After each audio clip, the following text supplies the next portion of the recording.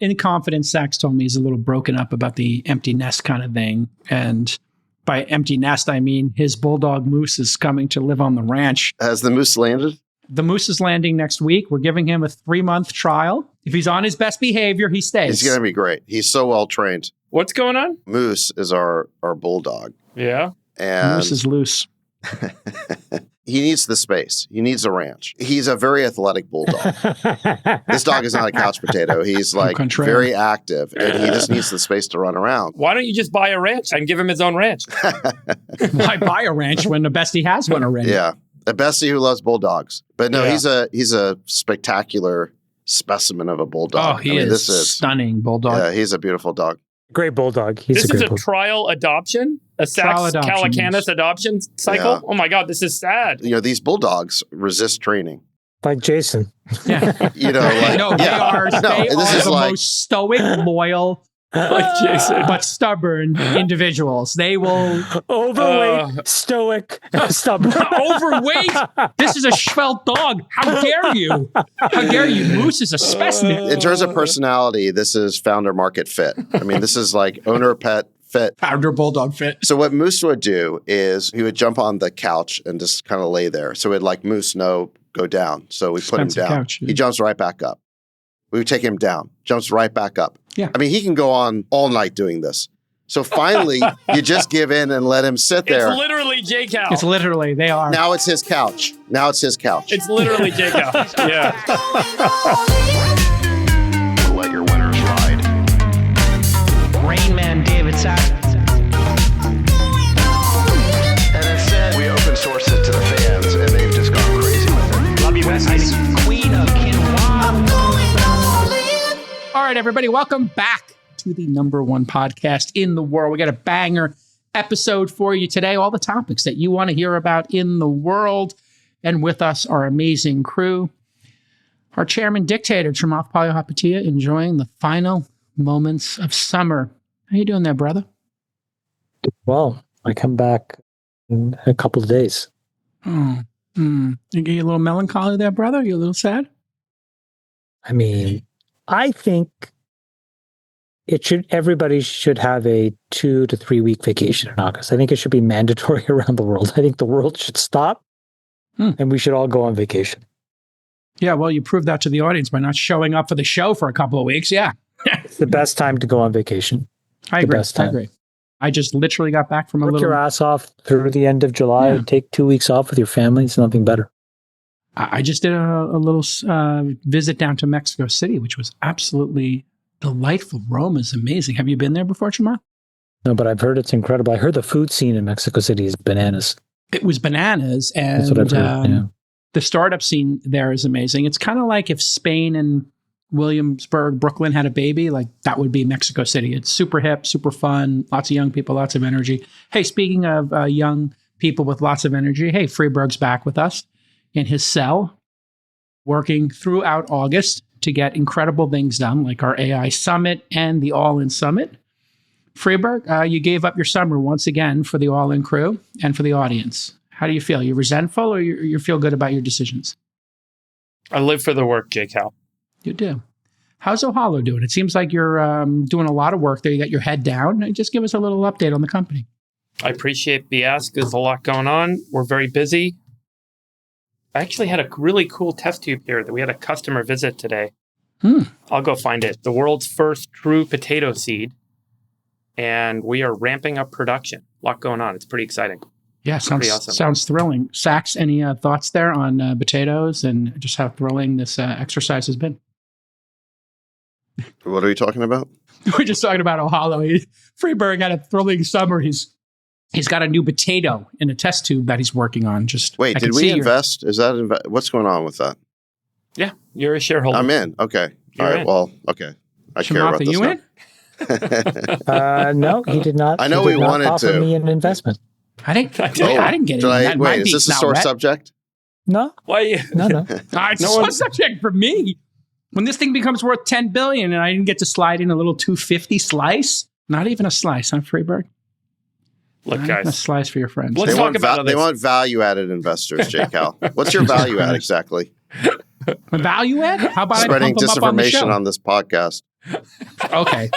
Yeah, all right. Well, since I'm not on the cap table, good luck with your mutant fucking potatoes. It's information. Mutant potatoes. Oh, we'll get through it, folks. We'll get through it.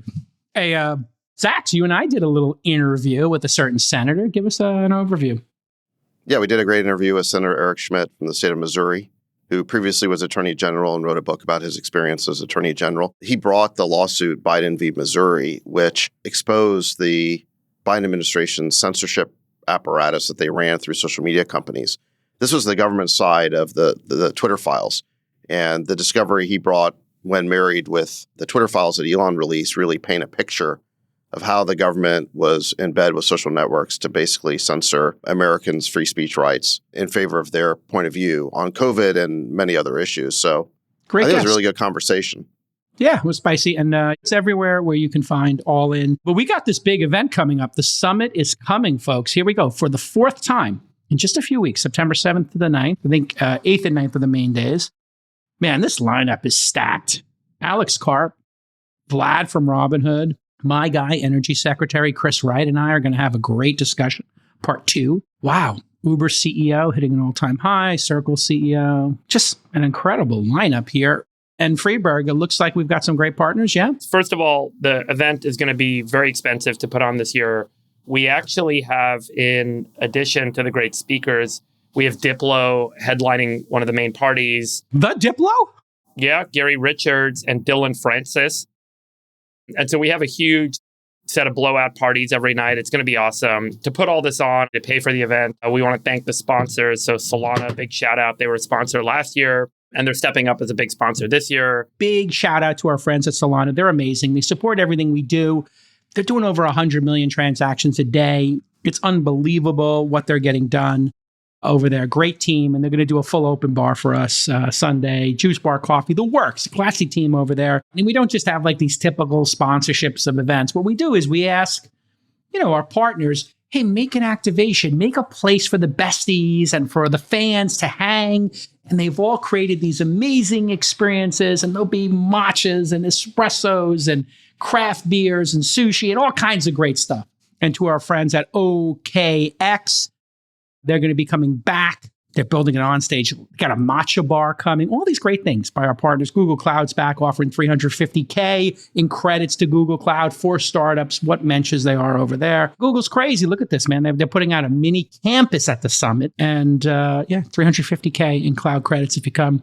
Athletic Brewing's back. They're doing the scholarships again. We have a couple of scholarship slots left. Please don't apply for the scholarships if you have means to buy a regular ticket. But if you do need a scholarship, please do apply if you're an up-and-comer.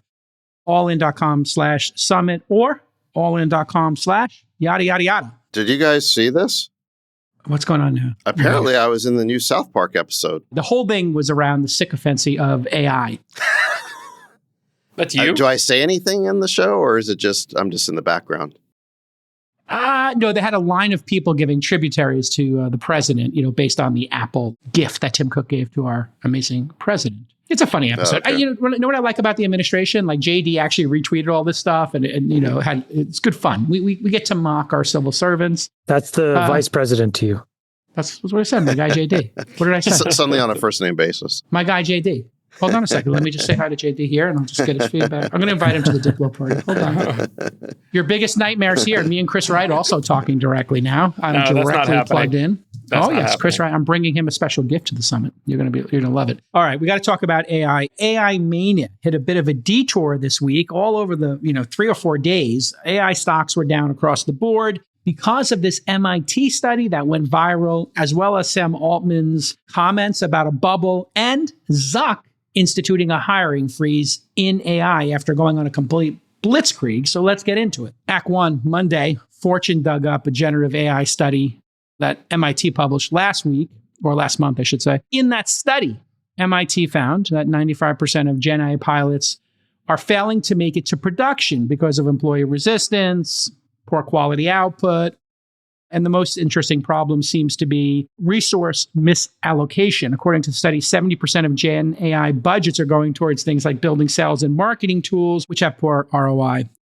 The highest ROI was found in back office optimization, like automating tasks that cut back spends, on various departments. Basically, these pilots aren't working, Chamath, is what this study found. They evaluated 300 AI implementations and interviewed 150 leaders across 52 companies. You've been grinding it out with your own software company now called 8090. Does this align with what you're seeing on the field, Chamath? I think what I would tell you is that I think the first wave was just a lot of boards who read the words AI somewhere in an article and then went to a board meeting and turned to the CEO and said, "What's your AI strategy?" Mm-hmm.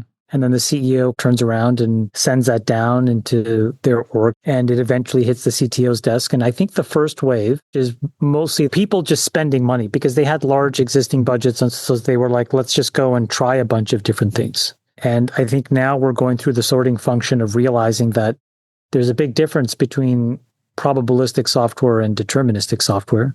That's probably the biggest reason why you're seeing so many failure modes in sales and marketing. It's very hard to codify sales and marketing into a set of heuristics that never change. But back office processes, why they're so good and a great target for AI is ultimately you have so many people that have been hired to deal with edge cases, right? I think that's what people do in most companies is they're in charge of a process and they're dealing with edge cases. And I think that you can get extremely high rates of accuracy if you implement AI correctly in back office tasks.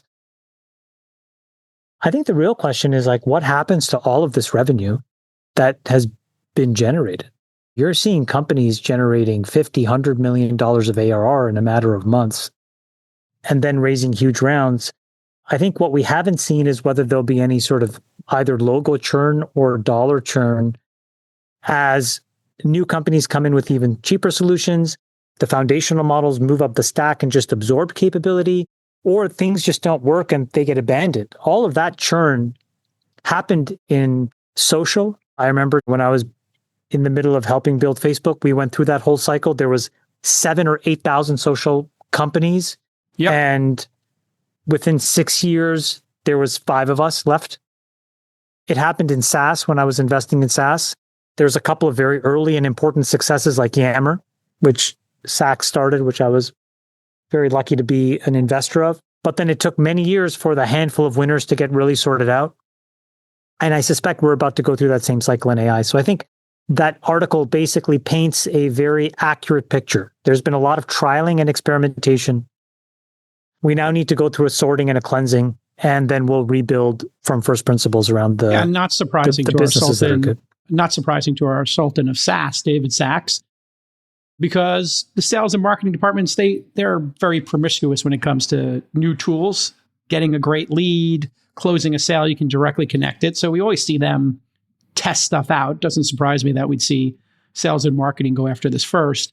But what do you think about the brittleness of this revenue, the churn, Sachs? Are we going to see a lot of these companies rocket up to 100 and come back down to 50? Is this something you're seeing, or your firm, which I don't know your status at the firm, maybe you could tell us how that's working out in terms of your intelligence there. But what is Kraft seeing on the field there? I think we're seeing a lot of interesting AI applications being developed, but it's still very early days. And I think that over the past week or so, there was a correction in sentiment towards AI, but I think it was a healthy correction. I don't think this was the beginning of a bust cycle or something like that. I still think that we're in a boom. I still think we're in a investment super cycle, but I think there was a healthy dose of skepticism applied to some of the more fantastical claims that have been made about AI. And I think this is why you saw there was roughly a 10% correction in public AI stocks. And there was that MIT report that said that 95% of projects at companies are not making it to production yet, and so forth and so on. So I feel like we're getting in the weeds a little bit here, and what we should be talking about is just sort of where we are in this AI super cycle. And where do you perceive us at? We're in the experimentation phase, we're in the pilot phase, but this issue around probabilistic versus deterministic makes it hard to trust this software. Is that what you think the key issue is? Well, let me tell you why I think that this correction is actually healthy, is that after ChatGPT launched at the end of 2022 and then throughout 2023, the dominant narrative in AI is that AGI was just 2 to 3 years away. And everyone kind of had their own definition of AGI was, but it was kind of this idea of smarter than human superintelligence. and kind of magic AI would be able to do everything. And as a result of that, you kind of had both utopian and dystopian narratives really proliferated. And so, you started getting this like job loss narrative that within a few years, 50% of knowledge workers would be out of jobs. You got this rapid takeoff narrative that basically the leading AI models would be able to turn their intelligence towards improving themselves, towards recursive self-improvement. And therefore, within a couple of years, the leading models would basically achieve superintelligence and leave everyone else in the dust and then capture all the value of humanity. And then based on that narrative, which again, it was the same underlying narrative that fueled both utopian and dystopian or doomer takes on AI, you got, I think, a huge backlash, which has already been forming, where you have 1,000 bills running through state legislatures right now, and you have all this AI safety legislation. You got bills like in California, the SB 1047, which would have applied a tremendous amount of new regulation to AI. So you saw this policy backlash happen as well. And it was all based on these fantastical and kind of magic views of what AI was going to do in just the next 2 to 3 years. And I think that the reason why this recent skepticism is healthy is because I think it's rebutting all of that. And it's showing that, AI is a powerful tool. I mean, I definitely think it's a new and important form of computing, and it is going to unlock tremendous value in the economy, but it's going to take us a while to get there. I mean, you can't just tell the AI, be a sales rep, be a customer service rep, and kind of throw it over the wall and expect that it's going to replace a human. It takes a lot of prompting and iteration and validation to make the AI work, to make it generate business value. And if we were on a path towards rapid takeoff, then what you would see is that the leading AI models would be increasing the distance between, like the top 1 or 2 models would be increasing the distance between, the rest of the models. And instead, what we're seeing is a clustering of model performance around the same performance it's benchmarks. Incremental, right? They're incrementally The progress getting needs to better. be a little bit more incremental. It's more evolutionary rather than revolutionary. And I think this really crystallized around the launch of ChatGPT 5, where a lot of people were expecting GPT-5 to be this huge breakthrough. Sam Altman was sort of teasing this concept by posting photos of the Death Star. The idea that this model was going to blow everybody else away. And the reviews ended up being very mixed. And then we saw that on the performance evaluations. It's not that the model didn't represent progress. It just fell short of these lofty expectations that have been created. So Freeberg, let me get you in on this. Sorry, I've been kind of long-winded here, but let me sum this up, which is, please, I think that what people can now see is that we're not in like a loop of recursive self-improvement. We're seeing that there are a handful of great model companies, but the development of this technology is going to be a more normal technology race. It's not like the leading players just all of a sudden get to achieve AGI just very quickly. And as a result of that, I think because it is a more normal technology race, I think we can apply a more normal logic to it from both an investment and a policy standpoint. And I think that a lot of the narratives that were hyped up about imminent doom or imminent utopia, depending on what side you were on, were just massively overhyped. And this is why I think it's just a very healthy thing. By the way, the other concerning thing is it's concerning when models successively don't get meaningfully better, especially because there's a tendency for incremental models to get overfit to benchmarks. That's another concerning thing that I think people were like scratching their heads about. And if you look at the last big set of model updates, X of Grok, they didn't really meaningfully improve their separation from the last generation model on the big benchmarks that matter. And that's also very concerning because they tend to overfit to begin with. Yeah, and I would just say that, another just piece of evidence here is that the model companies are still leapfrogging each other to some degree with their latest versions. And again, that should not be possible if one model achieved rapid takeoff. The other thing you're seeing is that it's not like one model is dominating all the other models. You're seeing that models are developing areas of competitive advantage. They're becoming increasingly specialized. They have different personalities. If ChatGPT has been accused of being sycophantish, Grok is maybe more based. I mean, they have different modes that they excel at. Google, I think, has gotten really good at video, for example. Anthropic is really good at coding. The specialization really belies this idea of one model becoming all-knowing and all-powerful. We're seeing a proliferation now of specialization.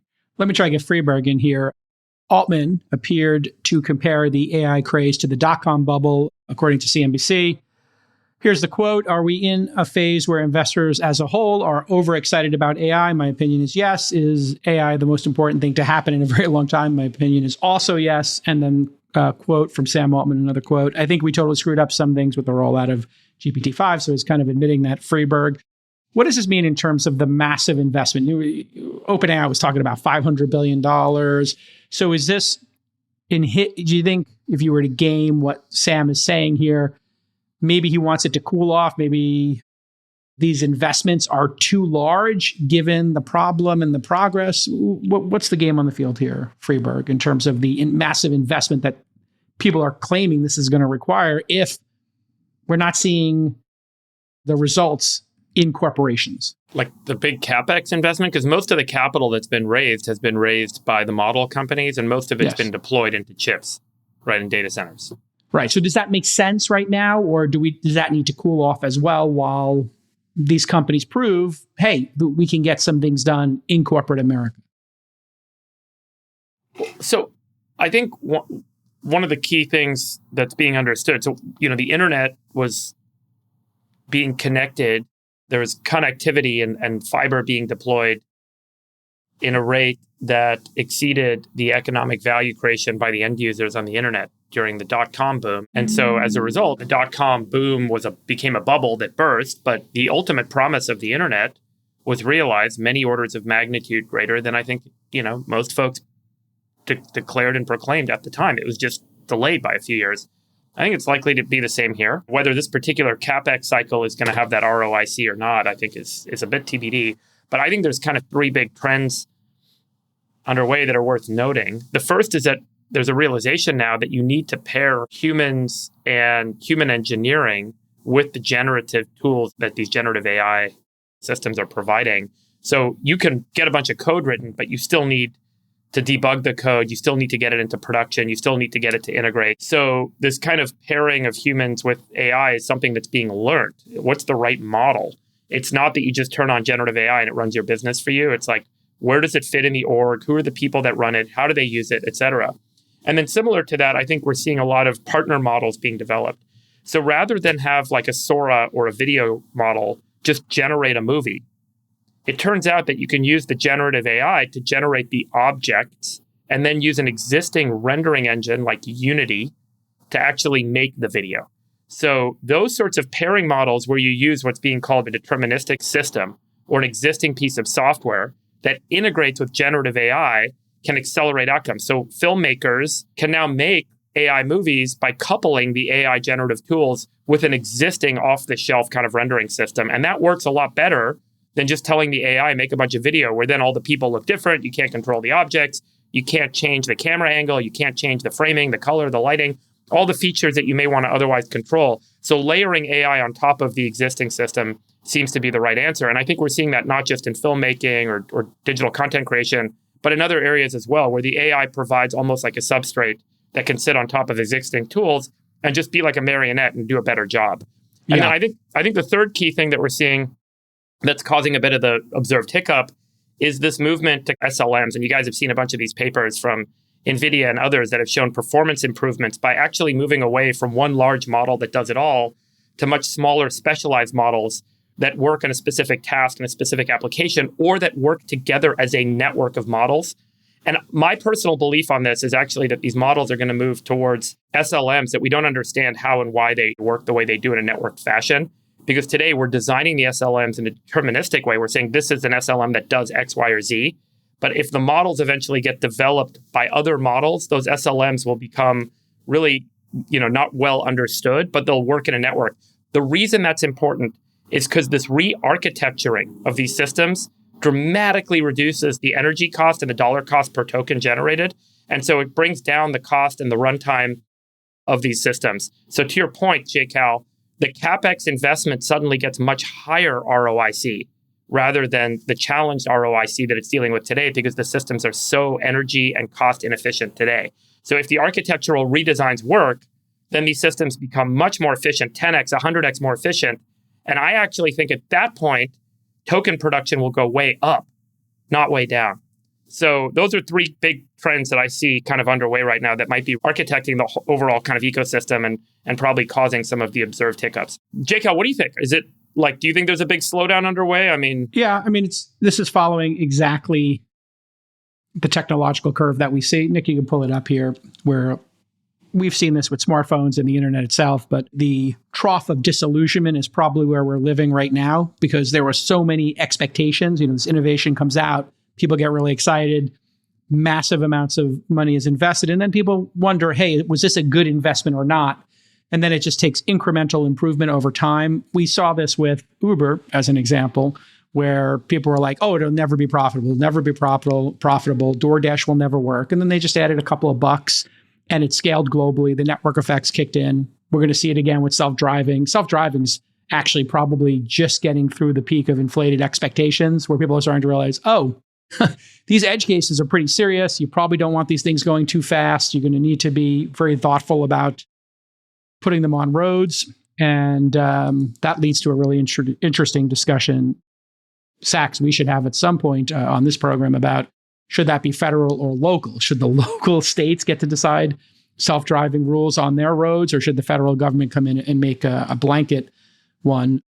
But looking specifically at the sales one, we're seeing on the field that maybe the salespeople aren't being replaced by AI, but the SDRs are becoming 10 times, like literally 10 times more effective at finding the next lead, at organizing leads and targets. So it's definitely happening, but it's incremental inside these organizations. And it's just going to take specialization, and people have to actually embrace the tools. That's probably the biggest thing, is there's a lot of resistance to these tools already.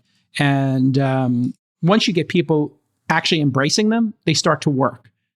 But if people aren't going to embrace them and there's some resistance, it's kind of like what we saw with the internet. Yeah. Here's a big question that I have.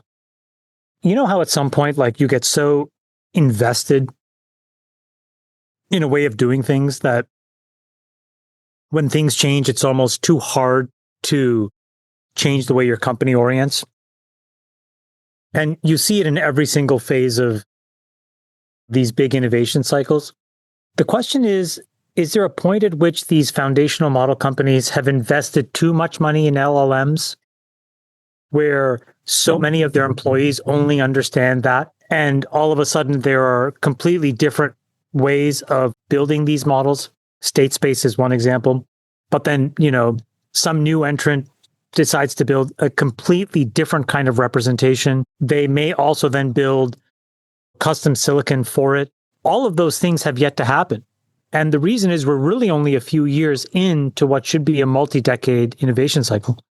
So those are some really important questions, because then you have this problem of the sunk cost fallacy of, well, we spent all this money on this LLM-based approach, and now all of a sudden there's this thing that comes around the corner.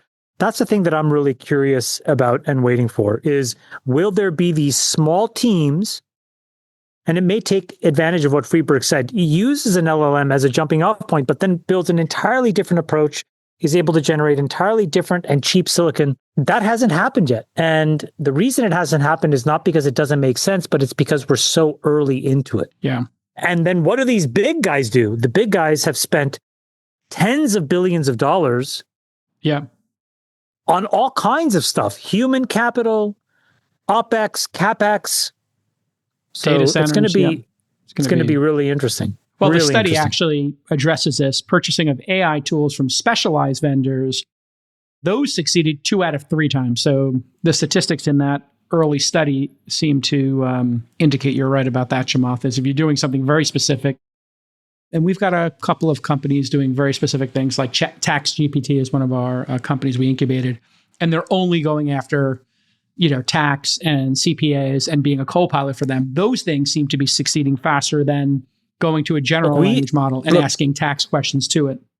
There's also all this other stuff that people never talk about that are very practical realities of building So for example, we've been selling into the enterprise at 80-90. We'll do this year, this is our first full year of business, we'll do about $40 million of bookings. In the first year? Yeah. That's crazy. And it's all back office type stuff. But our first customer where we delivered enormous gains, we were fired. And the reason we were fired was not because the technology wasn't working, but it's because as it goes lower and lower from the board and the CEO into the bowels of the organization, you actually run into huge pushback. And I think that there's going to be that cycle that we have to deal with as well, which is in all of these AI businesses, there's all kinds of stuff that scare people. And there are many people in decision-making roles at many of these companies that will have to sort out where's their comfort level. And it was like one of these things where I was like, well, what are we supposed to do? We escalated and blah, blah, blah, and it got resolved. But my point is that I think is a cycle that has yet to play itself out. In all of the Fortune 2000, Global 2000, I would not expect that the AI boogeyman that has been created doesn't have some negative ramifications over the next couple of years as well as this stuff gets sorted out. The last piece is the talent war. On Tuesday, the New York Times reported that Meta was looking at downsizing its AI division as part of a larger restructuring. Wall Street Journal then reported Meta has a hiring freeze across the AI divisions, which is just crazy because just 8 weeks ago, Zuck went crazy. He was trying to buy Ilya's super intelligent startup, you remember. Ilya declined, so Zuck poached Daniel Gross. Meta acqui-hired the Scale AI team, and then they agreed to invest $14 billion in that. Sam Altman claims Zuck was making $100 million offers regularly for OpenAI talent. I'm curious, what you think of that, Sachs. Is the talent war seemed to go insane for a couple of months and now is pausing? What's your take on all this, I don't know, uncertainty, boom, bust cycle in such a compressed period of time? Or is this just... I mean, you are seeing founders turning down multi-billion-dollar acquisition offers for startups that hadn't even released a product yet, as if those types of offers grow on trees. And they don't. I mean, these types of $100 million or billion-dollar job offers, they don't come along very often. I mean, you have to be at kind of the sweet spot of a boom cycle, and you need a huge company with tons of money that feels like it's strategically vulnerable and is at risk of being left behind. And if you get a confluence of those factors, then you can get kind of crazy offers like that, but they don't come along very often. I think that what Meta is doing is probably digesting a little bit. They've now made a bunch of talent acquisitions. They've done some acqui-hires at, very expensive acqui-hires, and they're probably just consolidating a little bit. Like I said, I don't think this is the bust part of the cycle. I don't think that a bubble has popped or anything like that. I actually think that we're still probably early to the middle of this investment super cycle. And it's just a healthy correction in sentiment here that people are realizing it's going to be a little bit harder and take more work than just, the AI is going to figure out how to improve itself and we get to super intelligence. That was always a little bit of a fantasy, I think. Mira should have taken the $1 billion offer from Zuck, or Ilya should have taken the 30 billion Zucks. I mean, these things never happen. And as you're saying, I guess it depends how much they have in the bank account. If they're already like billionaires from whatever they did before, then maybe it doesn't matter. But if you were just starting out, for example, and didn't have any money in the bank, that's a pretty hard thing to turn down. I mean, realistically. Yeah. They probably sold a bunch of OpenAI equity at 300 and 500 billion. They're both OpenAI co-founders, so they seem like they're free rolling, so they have no incentive to sell. Yeah, which is fine. It's just that there's a lot of people who've never been through a bust cycle before.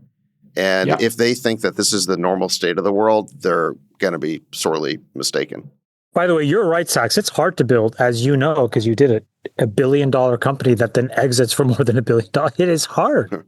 Right, where you justify that valuation based on fundamentals.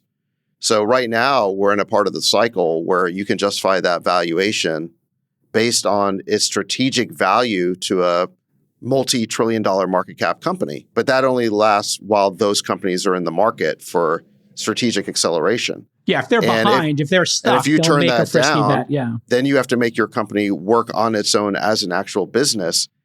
And to get to a $30 billion valuation based on fundamentals, that is extraordinarily difficult. I mean, that implies, multiple billions of revenue, actual revenue.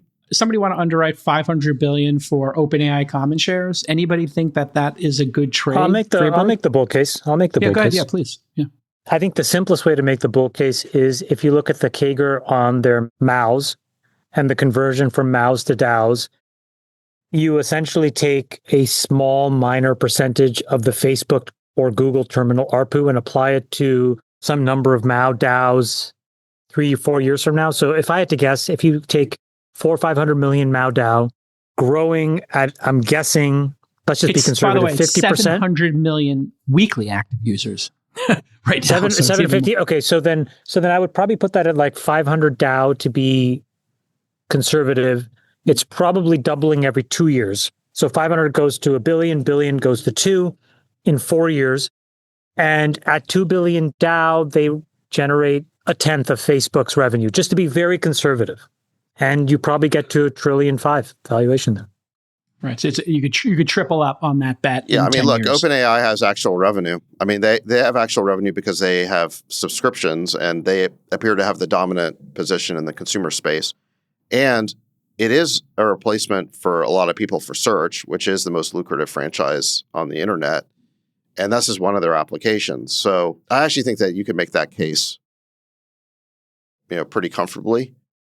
But can we go back to a point you were making before, J. Cal, about in the survey that the attempts to just apply some sort of generalized AI model didn't work very well, like 95% of the time it didn't succeed in these large enterprises. But if they used a more specific vertical application or vertical model or an SLM approach, which is more a smaller specialized model, then it showed much greater success.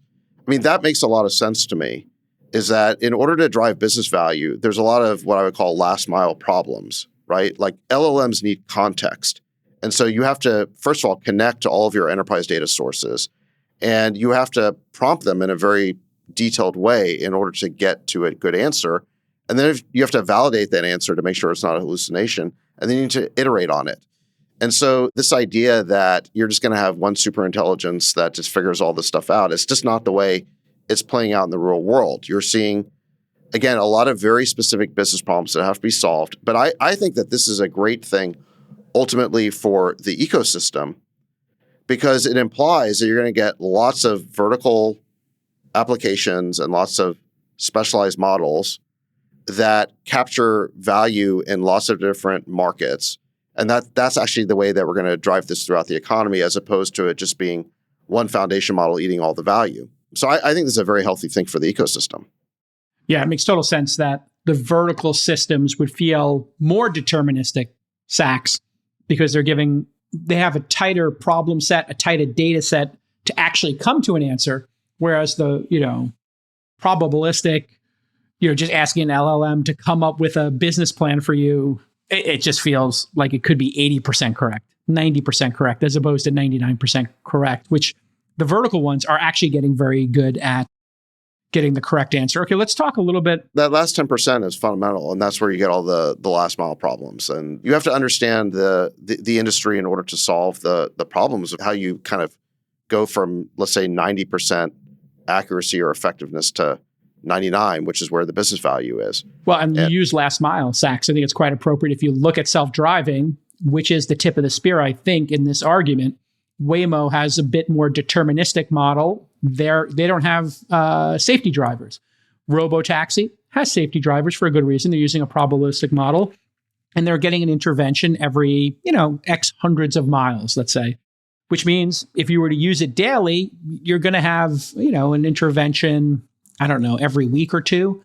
And obviously they'll iterate and they'll get that down to the same level as Waymo. But on what timetable, Friedberg? On what timetable do you see a probabilistic model like Elon is pursuing with his robotaxi program versus the more, deterministic one? When do you think those cross over? Do you have any insight as a scientist or any guess? I don't know. Yeah, that is the $10 trillion question, is when will that problem be solved? All right, let's talk a little politics here. According to Polymarket, Gavin Newsom is the early favorite in the 2028 Democratic presidential race. So who gets the nomination? So here's some background. Newsom is surging in a couple of polls this week. Here's one from Politico that asked California Democrats and left-leaning independents who their preferred candidate would be in 2028. Newsom came in first with 25% of the vote. Then Kamala, your favorite, Sachs, and Pete Buttigieg. AOC, your favorite, Chamath there. Tim Walz, another one of Sachs's favorite. And the odds have jumped about 9 percentage points on Polymarket. Here's your Polymarket. Newsom at 28, AOC at 14. and a bunch of people, in the single digits that you could probably guess. So your thoughts on the early information here? Is any of this even valid, Sachs, in your mind, or is it just too much time between now and then? Well, I think it's valid in the sense that you're seeing Democrats react positively to what Newsom is doing. And what Newsom is doing is mirroring Trump's style in an attempt to again, give Democrats what they want, which is they want a Trump of their own.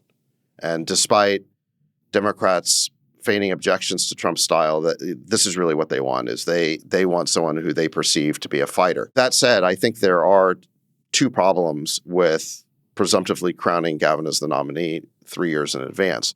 One is that what Newsom is doing here is completely performative. Everyone can see that he's acting and he's aping Trump's style, or what he thinks is Trump's style, whereas Trump is completely authentic. Trump is always Trump, and everyone understands that, and there's something very authentic and likable about that, whereas I think that Gavin comes across as being synthetic or plastic, and you don't really have a sense of who the real person is. And I think trying to pretend to be the left's version of Trump only, I think, reinforces that problem that he already had.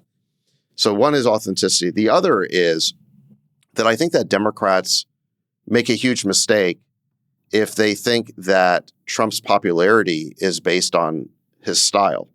I mean, it's true that Trump has a trillion-dollar personality, and that is very helpful in politics. But ultimately, I think the reason why Trump has done so well for a decade is because he's been on the right side of a bunch of core issues in American politics that other people just weren't focused on or weren't talking about. Safety in cities seems to be one that heads up versus Gavin Newsom will become one of the attack vectors or one of the grand debates. Yeah, Friedberg, you have California's, descent into madness in the major cities. And then obviously Trump is cleaning up DC from a very first principled basis, like, hey, you can't camp here, period, full stop. So what do you think the chances are here, Friedberg, that this new strategy, going on the podcast, having a podcast, being spicy on social media is going to work for Gavin? Or you in Sachs's camp, it's a bit performative and maybe not fake? And by the way, Gavin Newsom, can't wait to have you on the pod. Go ahead, Friedberg. I would say that the current polling is a reflection of the non-Trump aligned market's response to Trump.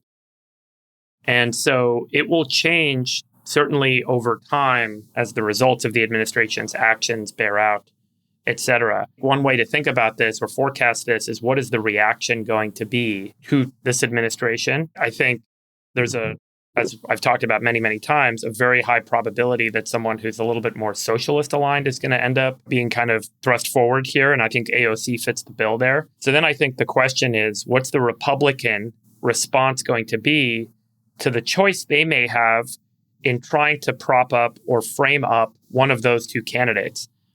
And I think, frankly, there may be some group that would say, we would rather be up against the socialists because they're going to look like idiots and we're going to win. And so there's going to be, weirdly, support for a socialist-like candidate. The other side is the honest, moderate question, which is, who would you rather have as president, a socialist or Gavin Newsom? And I do think a lot of moderates would say, if I had to pick between those two, excluding the Republican candidate, I would want to pick the moderate. I would want to pick Gavin. Chamath, what issue will determine the midterms and then the 2028 election? Look in your crystal ball there, Chamath, and tell us what you see. That's a really good question. Yeah. Midterms might be easier to think about, right? I think the midterms are going to be about the economy, but the economy is going to be a window into a lot of these other issues, the safety security issue, the immigration issue, the tariff issue, rates. I think rates are going to be an enormous swing factor here. I think Powell is really holding on white-knuckled to a position that probably doesn't underlie the data. So I think in the short term, it's just going to be more of an economic up or down vote for the Trump administration. Many things I think are positive and in their control, but there are a few things that are not in their control. In 2028, I don't know. The one thing I would say about the candidacy, though, is like, I don't know if you guys remember, but when the Republican primary process started, the person at the top of the polls at the time was Ron DeSantis. And I said, you do not want to be ahead early. These people never win. They never win. They take all the arrows? peak too early? No, it's not even that. It's just like they never win. So if I had to apply that rubric here, what I would say is the practical choice that the Democratic voters will have is to actually ask whether they want a replay of California on an American 50-state scale. And if you look at it through that lens, I think Gavin Newsom is going to have a very difficult path because of what has transpired over his tenure as the governor. And he's going to have to explain away a lot. So I think that in the absence of real choices, I think that he's the clear winner. What is that phrase? In the land of the blind, the one-eyed man is king, sort of a thing. Yeah. I think when you actually go into the election cycle starting after 26 in 27, honestly, it's going to be up in the air. What I will tell you is that the way that the Electoral College is set up and the voting dynamics for the presidency is set up, a socialist cannot win. But the way that the Democratic primaries are set up, a socialist can absolutely win. So this is the sort of Sachs's point, which is, I think for the Republican side, the best outcome is a very radical agenda that isn't really supported by substantive facts and is more supported by vibes. This is what I feel. I just feel it should be right. And I think that those things may win a primary, but will just get destroyed in a federal election. What about you, the world's greatest moderate? What do you think? Pretty clear that the socialist movement is happening, and that is going to inspire a lot of young people to come out like they did in New York from Mondami. And I think you have to think about what the platform is. I agree the economy will determine the midterms, but I would look ahead at the core issues we've discussed here many times, Freeberg. And if I was advising the Democrats, I would smash the Republicans where they don't speak up about important issues to the American voter and where young people feel they are being ignored. So what would I say if I was them? If I was running their platform in 2028? I would go with real wages that are stagnant, and Trump doesn't talk about that. In fact, he's cutting taxes on the rich. They got a credible attack vector right there that nobody's talking about the minimum wage, and Trump doesn't care. JD doesn't care about you or the minimum wage or your wages. I would go after education being unaffordable. And again, Trump and JD don't talk about that. Then I would go after housing. Republicans don't talk about that. They don't talk about housing. And then I would go right at the immigrant issue. And I'd say, listen, America's for immigration. This country was built off of immigrants, and JD and Trump want to pull up the ladder behind everybody and not allow other people to immigrate to this country after they benefited from it. That's the perfect attack vector for beating the Republicans in 2028. Housing, wages, education, and healthcare. These are things you never hear Trump talk about. You never hear JD talking about these. And I think that that's the way to, if they want to beat MAGA, they talk about them all the time. It's way down the bottom of the list. No, they don't. When's the last time? Okay, so tell me, Chamath, what is the proposal? Real wages went up significantly in Trump's first term, and then they started stagnating again under Biden. And that's the whole purpose of his trade policy, is to encourage reshoring of manufacturing in the United States. Bill. He passed the huge tax bill that locked in all these gains, no tax on tips. So you can debate the impact to the broad population, but there are enough examples where actual take-home wages are higher than what they would be in a counterfactual. Yeah, and by the way, Gavin Newsom has a supermajority in the California legislature. He can run the state however he wants. He also has a very compliant court that will rubber stamp his decisions. Completely different than Trump, who has a very narrow majority, and he has a court that basically tries to stop everything he does. So Gavin Newsom can run the state. He could be operating the state for the benefit of its citizens instead of holding all these performative press conferences and doing podcasts and tweeting all day. So where is the program that you're talking about?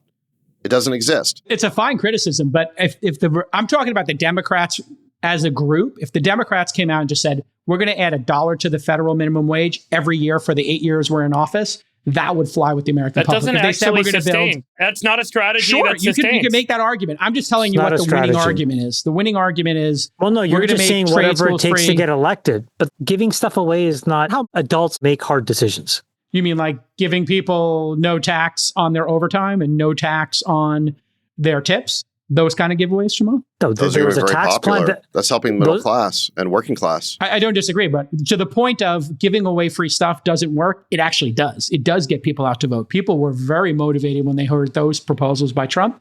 I'm saying they should just take that proposal and 10x it. That's a way to win. I'm not saying it makes sense. I'm not saying I'm endorsing it. I'm just giving you the playbook. Okay, well, what I would do to fight your playbook of empty promises is I would actually talk about the record of the candidate. Exactly. And I think we're talking about a state like California, which is thoroughly blue and has been run by Democrats now for a long time. And Gavin probably will be the nominee because I do think that his performative antics are working with the base. I mean, they want an Totally anti-Trump. But the way to attack this is to talk about the record here. So let's just go through some of the numbers. So as we all know, we pay the highest taxes in the country for the worst public services. Gavin's spending turned a $75 billion surplus into a $20 billion deficit in just a couple of years. And somehow none of that money went to fill the reservoirs or fire hydrants. And so we had entire neighborhoods burned down as a result. And they can't get permits to rebuild. California has the fourth largest economy in the world, so that's good. But we have the highest rates of poverty, homelessness, inequality, illiteracy, and wage stagnation. So yes, wage stagnation, JCal, is the highest in the country. And we have the third highest unemployment among the 50 states. We're second only to Hawaii in housing costs. So you want to talk about making promises to lower housing costs. But if you look at blue states like California, they're among the worst. We're the worst in energy costs. And we have the highest rate of both retail crime and frivolous lawsuits. And that's why businesses are moving out of the state. You may have seen that Bed Bath & Beyond said that even as they're opening 300 more physical stores, they're not going to return to California. And this just got the CEO mocked by Newsom because he never actually takes any of the criticism to heart. He just sort of deflects it. So until the Democrats, I think, confront why they really lost, okay? And it's not just because of the style of Trump. They want to just attribute it to Trump's style. But the reality is it's because of the policies. Populist policies. And it's about the record. And until they're willing to confront those things and change their policies, then I think they're going to continue losing. I put into Grok the following question. And the reason I asked the question this way is I think that the three most credible candidates that have a record to run on the Democratic side are Gavin Newsom, Gretchen Whitmer, and Wes Moore. So I asked Grok, rank Michigan, California, and Maryland, so three Democratic states run by three very popular, well-known Democratic governors, on three metrics: quality of life, cost of living, and crime. And summarize that into a ranked overall list, right? So pretty standard, plain vanilla question. And at the end, I can publish this later if you want, but at the end, the final overall rankings were Maryland first, excels in quality of life and has the lowest estimated crime rates with a moderately high but manageable cost of living. Michigan, most affordable with decent quality of life and moderate crime, making it a balanced choice. California, high quality of life in terms of opportunities and lifestyle, but severely hampered by high costs and elevated crime rates. And there's all kinds of detail, but I was just giving you the final summary. So I think that when you get into a Democratic primary, those are three people that will run. And I think Democratic voters will have to choose what record do I want to put up to vote for the broad voting American public. Is it California's, is it Maryland's, or is it Michigan's? And if you just do a quick AI-driven analysis, Wes Moore, then Gretchen Whitmer, then Gavin Newsom, just on the facts. Yeah, makes sense. Freeberg, your thoughts on the platform I put out there or anything else with this 2028 discussion as we wrap up? No, I think the socialists are going to continue to grow their momentum and, it'll be fun. See what happens. Okay. Here we go. So Trump had a busy week. He met with Putin, then Zelensky and some of the leaders in Europe. Sachs, this is your time to shine. We didn't talk about this yet because it happened after we taped, but last Friday, Trump met with Putin in Alaska. A lot of hand-wringing around that. Lasted about 3 hours. No ceasefire was reached. That was the stated goal of it. And on Monday, Trump met... That was not the state of the goal. Okay, I'm just going by what Trump said when he was on his way there, that he wanted a ceasefire. And then on Monday, Trump met with Zelensky and a bunch of European leaders at the White House. first in-person meeting since that argument, you remember, back in the Oval Office in February, and included the EU president, NATO Secretary General, Chancellor of Germany, Italy and UK showed up as well. Your thoughts on where we're at with the Ukraine, and if we're going to get a ceasefire, a peace negotiation, or a peace settlement, or if the United States is just going to walk away, because it seems like Trump is a little perturbed by the progress here, and he has said, maybe it's just up to them to figure it out, and he'll be done with the whole thing. Your thoughts, Sachs? Well, I think that the Alaska summit was major progress. I think that, first of all, the president deserves enormous credit for reestablishing diplomacy and communication with the Russians. There literally hasn't been a meeting between the U.S. president and the Russian president since 2021, while this war is going on and while the war has continued to escalate. I guess the Biden administration's policy was just to ignore the Russians and roll their dice and hope that the war didn't escalate out of control. In any event, I think Trump deserves a lot of credit for, again, reestablishing that diplomatic connection and trying to use diplomacy to end the war. And it was shocking to see how much Democrats in the media were openly rooting for him to fail in these efforts to end this war. And effectively, they're rooting for hundreds of thousands of more people to die or get maimed. They were pretty hysterical, right? On the news. It was pretty crazy. Yeah. And by the way, they claim that they care about the Ukrainian people, but the Ukrainian people, by large majorities now, want this war to end, and they're willing to make meaningful concessions to do it. So there was a poll by Gallup, which, Nick, maybe you can throw this on the screen, where a year or two ago, something like 70% of Ukrainians wanted to keep fighting the war. Now that number is down to 24%. Again, the vast majority are looking to achieve a peace. And I think that President Trump and President Putin made some important progress in terms of getting to an eventual peace deal. And I think there are a few planks here. Number one was the recognition that we should try to get to a comprehensive peace deal, not a ceasefire. A ceasefire is temporary, and the Russians have already said they wouldn't do it because they understand from their point of view that this would just give the Ukrainians time to regroup and rearm and try to reset, but it wouldn't end the war. And the truth of the matter is that when you're fighting a war and losing, you don't get to call a timeout. So the Russians have been rejecting this idea of a ceasefire for months, and I think that it was wise, if our ultimate goal is to get to a deal, to recognize that the comprehensive peace deal is what we want to get to. So that's point number one. Point number two is that President Trump acknowledged that Ukraine would not be joining NATO, which was the key source of the friction, and it's the thing that ultimately led to this war. So I think that definitively taking NATO off the table, I think, was a very important precondition to getting to an eventual peace. And then I think the third thing was that the parties, both the Russians and the Americans, agreed that there would have to be territorial concessions of some kind. And we don't know all the details yet. There was some conversation about land swaps. But the point of the matter is that we're not going back to the pre-war status quo ante.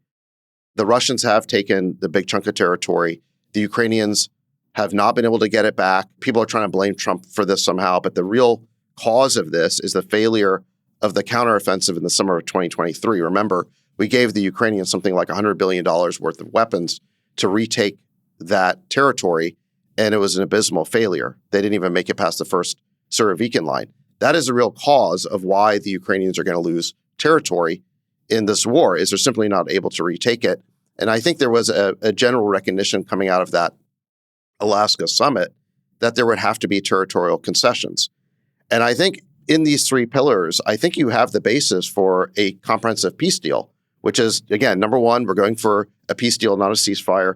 Number two, no NATO. And number three, we have to recognize the realities on the ground. Now, I think the big question mark, I think we could get to a peace deal pretty quickly if Zelensky and the Europeans were willing to acknowledge these 3 points. But so far, they have not been willing to acknowledge those 3 points. And I think this is one of the things that, if you're listening to the remarks the following Monday when the Europeans came to the White House, there was no recognition. They were still clamoring for a ceasefire, again, which the Russians had rejected, as opposed to a comprehensive peace. They were still clamoring for NATO, and they were still rejecting the idea of any territorial concessions, including even Crimea, which was lost over a decade ago. So I think that the issue we have right now is that Zelensky and the Ukrainian government, not the people, but the Ukrainian elite and some of these European countries that are backing him, are not willing to make the compromises necessary to achieve a peace deal. And as President Trump has said, at the end of the day, you need the Russians and the Ukrainians to agree. So I think that President Trump deserves enormous credit here for reestablishing diplomacy, for making substantial progress towards a comprehensive peace deal.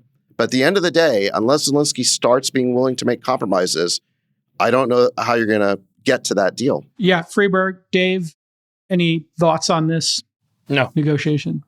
Chamath, anything? Well, I was pretty curious about the historical pattern of this, so I just went back and here's what I learned.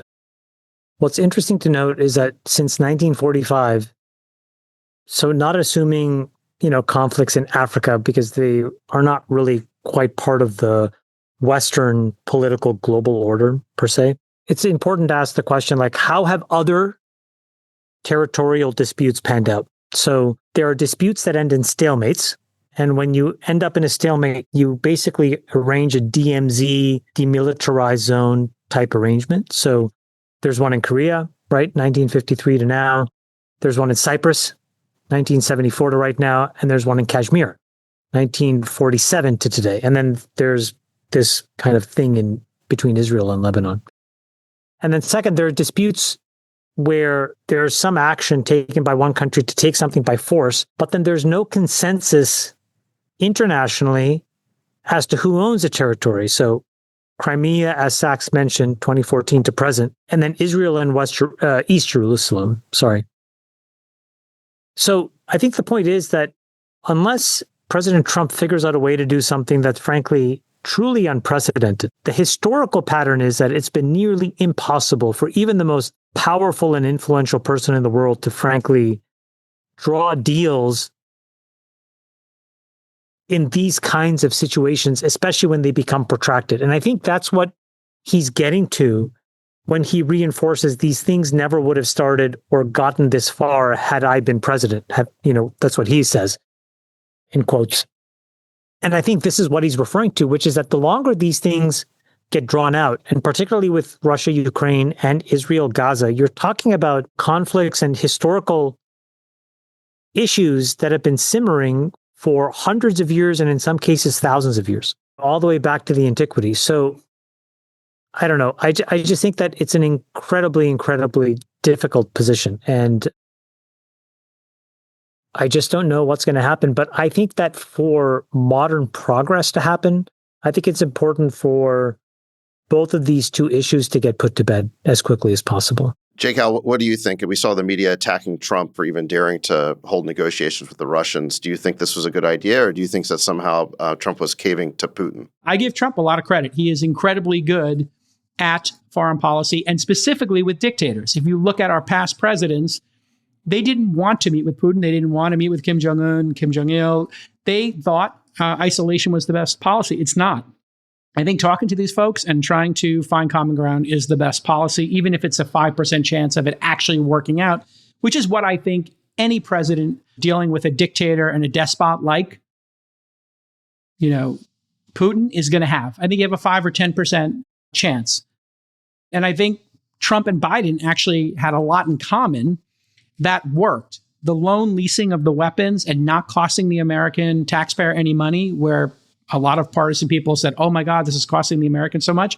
It's actually, Trump has figured out a way to make it profitable. He's selling more weapons to Ukraine and he got us the mineral rights. It turns out Trump was able to turn a cost center or a supposed cost center into a profit center in terms of this specific war.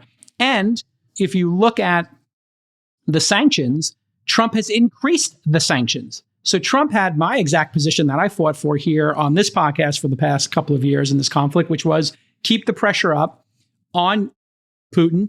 And Trump took it over the top by going to Putin's main client for his oil now, which is India, and putting a massive tariff on them and threatening them with a huge tariff. That was a bold, audacious way to deal with Putin. So I give Trump a ton of credit for trying to make peace here. So Putin here's my question. Hold on, let me just finish. Yeah. And Putin has been absolutely humiliated. He can't even get to Kyiv, let alone take over Finland or Poland. And this has cost Russia their greatest customer, which is the EU, Germany. These people are never going to buy his oil again, not after what happened here. And that you can give a lot of credit to Trump because he told them when they built their oil pipelines that the Germans were lunatics for doing that and for creating a massive revenue stream for a dictator who is, in my mind, a war criminal. What he did in invading Ukraine makes him a war criminal. What he did in kidnapping these children makes him a war criminal. I think it's awesome that Trump is doing this intervention, even if it has a 5 or 10% chance of working. And then making the NATO alliance pay their fair share and selling them more weapons, I think also brilliant. So I give Trump a lot of credit here. He's aligned exactly what I said we should be doing, which is holding dictators who invade other countries accountable for it. And he's added to it the fact that he can connect with people. So I give him a ton of credit for it, Zach. I know that's maybe not the answer you want, but that's how I personally feel. I think you use this highly moralistic language and you engage in a lot of name calling, and I actually think that's Which one? Which name is inaccurate, please? Dictator or war criminal? Well, look, you're complimenting Trump for engaging in diplomacy with Putin, but then at the same time, you want to call him a dictator and war criminal, and that's not going to be conducive to actually trying to reach a peace agreement. Now, it's fine but I'm not doing the negotiation. If I was doing the negotiation, I wouldn't come in and say, hey, dictator, war criminal, let's fight for peace. I'm giving you my personal belief as the person not negotiating. Right. So you're praising Trump for increasing the pressure and leverage that he has with the Russians, which I think is fine. My question for you is, would you increase the pressure or leverage with respect to Zelensky? So, for example, would you tell Zelensky in no uncertain terms, listen, stop demanding to be part of NATO because it's not happening? In fact, the president has done that. What about... the answer to that question is yes. I would say, listen, it's not realistic to join NATO. You can get some security guarantees. There's sort of talk of this NATO light. So I would agree with that. I would say, listen, we're going to take... And I said this on a previous episode. We should just take off NATO inclusion for like 20 years. Okay, so here's the hard one. What about territorial concessions? I think that's a decision Ukraine has to make.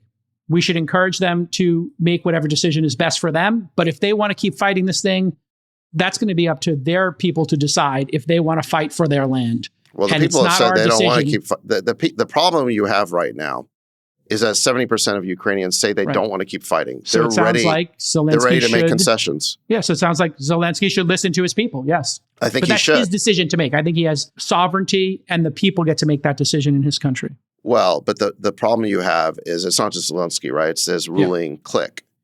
They have canceled elections, and they will remain in power as long as the war continues. So there's a conflict of interest there. And there's a lot of money flowing into Ukraine because of the war.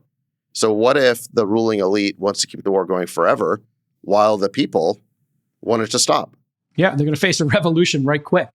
And so I think they have to take the citizens of Ukraine into account. And it's a tough decision for them to make. But it's not our decision to make for them. Is that a reasonable position? It sounds like a reasonable position. Yeah, right? I think it's reasonable. Yeah, I mean, look, at the end of the day, the Ukrainians and the Russians have to agree. Yes. And I think that of the major parties, I think President Trump cares the most about peace. I mean, I think he is pushing the hardest for there to be a peace deal. I know people are like a little flabbergasted that I really believe that Trump is great at this. I think he's great at this. He is great at negotiating with difficult people. And I think he's going to get it done. I think he's got a 50-50 chance of getting this done. And I think other people didn't even try. Just admit it. You like him. You really like him. And it's not about whether I personally like Trump or not.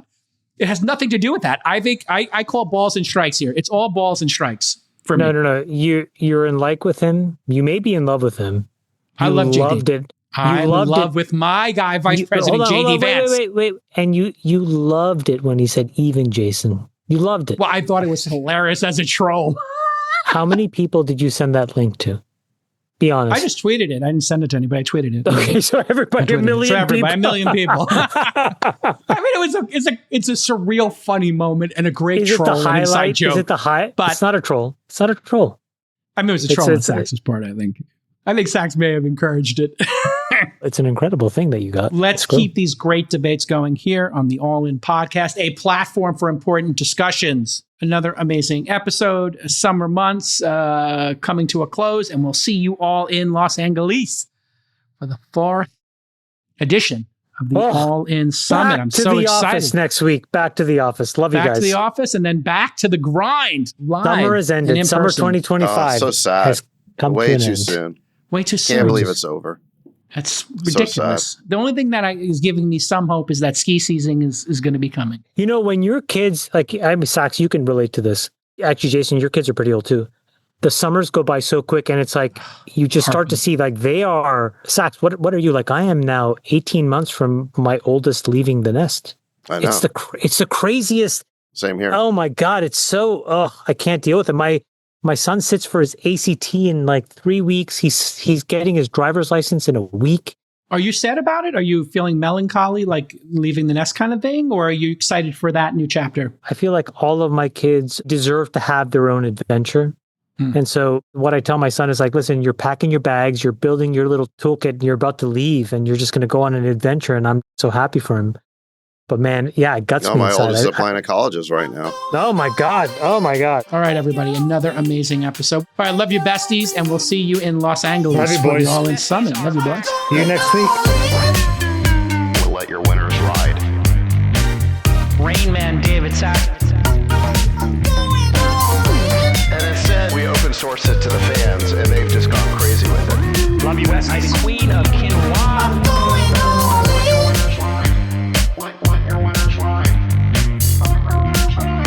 Besties are back. Code 13. That is my dog taking a notice in your driveway. Oh, man. My haberdasher will meet me at Twins. We should all just get a room and just have one big huge orgy because they're all just useless. It's like this sexual tension that they just need to release somehow. Wet your beak. Wet your beak. Your feet. We need to get merch. Besties are I'm back. going all in.